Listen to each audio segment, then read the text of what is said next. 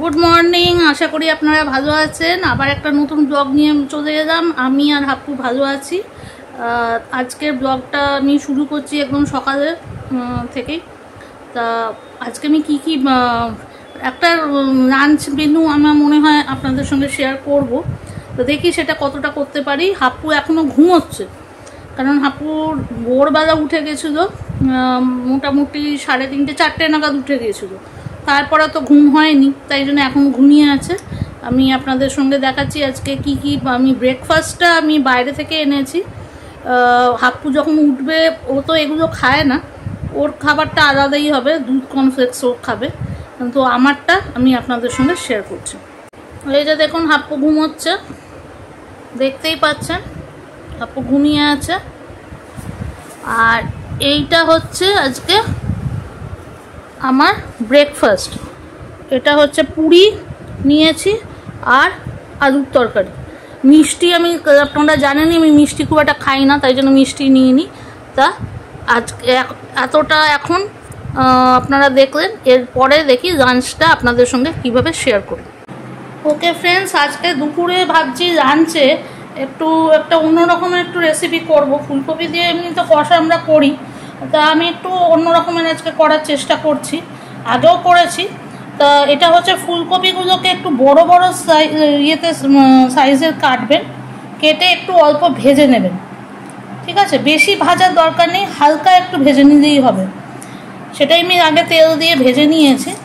এরপরে যেটা লাগছে সেটা হচ্ছে আমাদের হচ্ছে পেঁয়াজ, কাজু বাদাম, কিশমিশ, চিলি ফ্লেক্স আমি দিচ্ছি। আপনারা যদি মনে হয় আপনারা লাল লঙ্কা গুঁড়ো দিতে পারেন। আচ্ছা, এটা হচ্ছে কাশ্মীরি মির্চ। এটা তো নুন জানেনই, আমার এখানটা নুনটা থাকে। এটা বেসিক মশলা যেগুলো। এটা দুধ একটু লাগবে, আমুল তাজাই দিচ্ছি। আর এখানে আমি তন্দুরি চিকেন মশলা দিচ্ছি। যদি আপনারা তন্দুরি চিকেন মশলা না দিতে চান, তাহলে আপনারা একটা মশলা বানিয়ে নিতে পারেন। জিরে আর ধনে আর গরম মশলা তিনটাকেই ভালো করে কড়াইতে, শুকনো কড়াইতে মানে রোস্ট করে, তারপর সেটাকে গ্রাইন্ড করে, ওটাকে মিক্সিতে গ্রাইন্ড করে ওটা একটা মশলা করতে পারেন। কিন্তু আমি জাস্ট ডাইরেক্ট তন্দুরি মশলাই দিচ্ছি। আর এখানে আমি যেটা করেছি সেটা হচ্ছে একটা জায়গায় জলটা গরম করে নিতে হবে, ঠিক আছে? এটার মধ্যে আপনাদের একটুখানি তেল দিতে হবে, সর্ষের তেল দেবেন। যদি সর্ষের তেল না মনে হয় তাহলে একটু তেলও দিতে পারেন, রিফাইন্ড অয়েল। একটুখানি সর্ষের তেল দিয়ে দেবেন। আমি তো সর্ষের তেলই দিই। এই যে জলটা একটু হবে, এটার মধ্যে আপনাদের এই পেঁয়াজ, এখানে যেটা রয়েছে পেঁয়াজ, কাজু বাদাম, কিশমিশ, এইগুলোকে দিয়ে দিতে হবে যাতে এটার মধ্যে বয়েল হয়। এখানে যেহেতু আমি কিশমিশ দিচ্ছি অলরেডি, তাই জন্য আমি আর চিনি ব্যবহার করছি না, কারণ কিশমিশের একটা টেস্ট আসবে। এইগুলো বয়েল হয়ে গেলে একটুখানি, তখন এটাকে পেস্ট করে নিতে হবে মিক্সিতে পেস্ট করে ওই মানে যেটা পেস্ট করার পরে যেটা থাকছে, ওই মিক্সিতে পেস্ট করার পরে যে প্রোডাক্টটা আপনার আসছে, সেই জিনিসটাকে আপনাকে এর মধ্যে দিতে হবে, রান্নার মধ্যে। তা আমি আগে এটাকে একটু বয়েল করে নিই, বয়েল করে পেস্ট করে আপনাদের দেখাচ্ছি যে মশলাটা কীরকম হচ্ছে। মশলাটা বানাবো সেটাই আসল, এইটার জন্য আমি একটুখানি ওয়েট করতে হবে। ওকে ফ্রেন্ডস, এবার আপনারা দেখছেন আমার এখানে তেলটা গরম হয়ে গেছে। আমি এখানে অল্প করে এটাকে গ্রাইন্ড করেছি, একদম মানে পেস্ট করিয়ে ফেলিনি। যদি আপনারা মনে করেন তাহলে আপনারা মিক্সিতে একদম পুরো পেস্ট করে নিতে পারেন। আমি পুরোটা পেস্ট করিনি, কারণ আমি একটু তেলেতেই এটাকে ভালো করে ভাজবো। তা সেই জন্যে এখানে আমি যেহেতু জিরে আলাদা করে দিইনি, আপনারা যদি জিরে, ধনে আর আমি গরম মশলা যেটা বললাম, যদি মশলাটা তৈরি করেন তাহলে আর আপনাদের এটা দেওয়ার দরকার নেই। এটা আমি একটু জিরে ফোড়ন দিয়ে দিচ্ছি।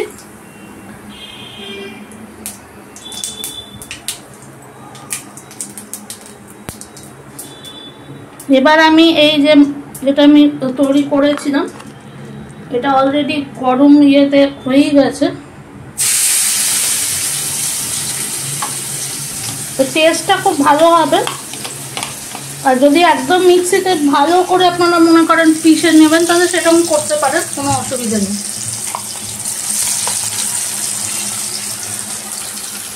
এই যে আমি দেখাচ্ছি।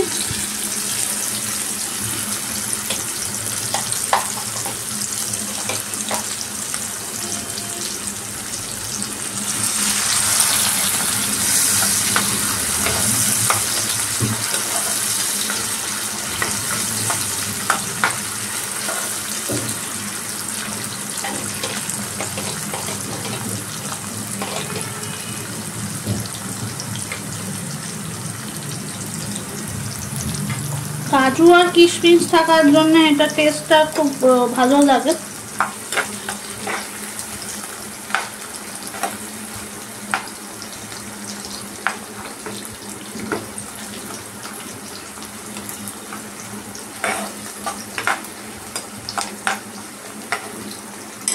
এটার মধ্যে আমি একটু হলুদ দিয়ে দেবো,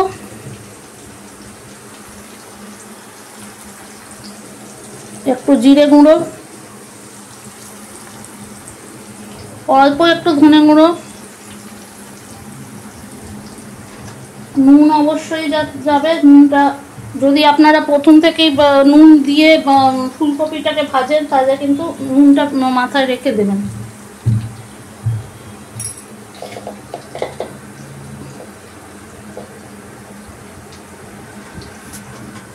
এবার একটু কাশ্মীরি মির্চ,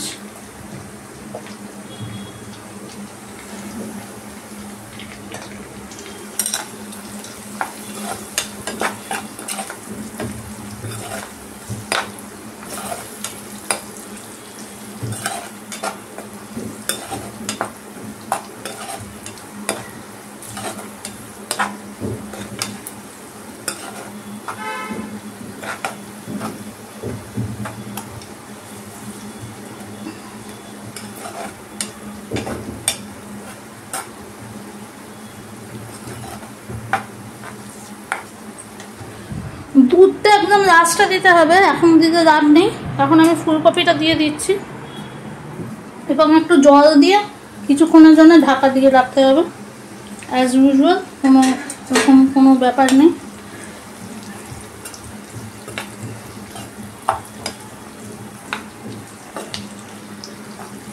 তার আগে আমি এখানে এই যে একটু তন্দুরি মশলা আর চিলি ফ্লেক্সও অ্যাড করে দিচ্ছি।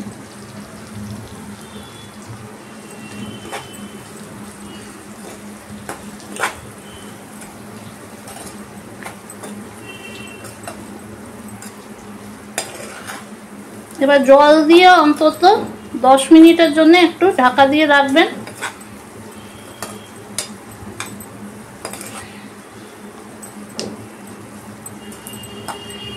দশ মিনিটের বেশি দরকার নেই, কারণ অলরেডি ফুলকপিতে একবার ভাজা হয়ে গেছে, তাই জন্য এর বেশি দরকার নেই।